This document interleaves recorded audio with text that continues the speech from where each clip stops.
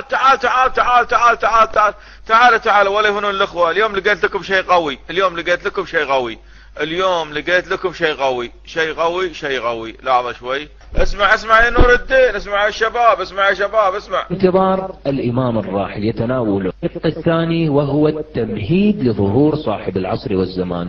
الإمام الراحل قدس سره يقول أنه ورد في الروايات المباركة أن أفضل أعمال أمتي هو تعجيل الفرج. بس أفضل أعمال الاثنى عشر تعجيل الفرج. طيب شلون راح يعجلون فرجه؟ شلون راح يعجلون فرجه الآن؟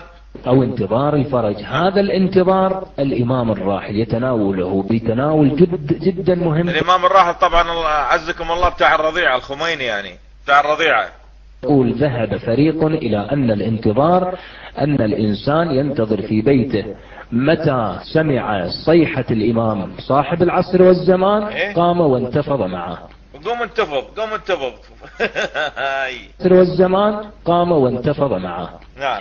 وأشخاص يقولون لا، باعتبار أن الروايات تقول أن صاحب الزمان لا يظهر إلا بعد أن تملأ الأرض بالجور حتى يظهر ويملأها بالعدل، ينبغي علينا أن ننشر الفساد حتى تمتلئ الدنيا، وعند ذلك يظهر صاحب الزمان ونكون من أنصاره.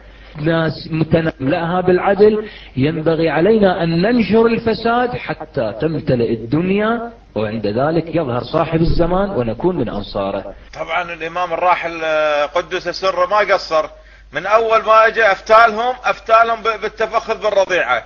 نشر الرذيلة في إيران، يعني من الرضيعة للعجوز من فوق 50 سنة.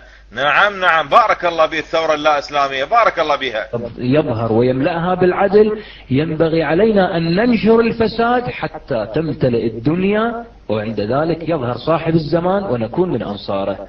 مبروك عليك، مبروك ما عليك، مبروك. نشر الفساد يا أبويا. هو أنتم في عندكم خليتوا في شيء ما في فساد؟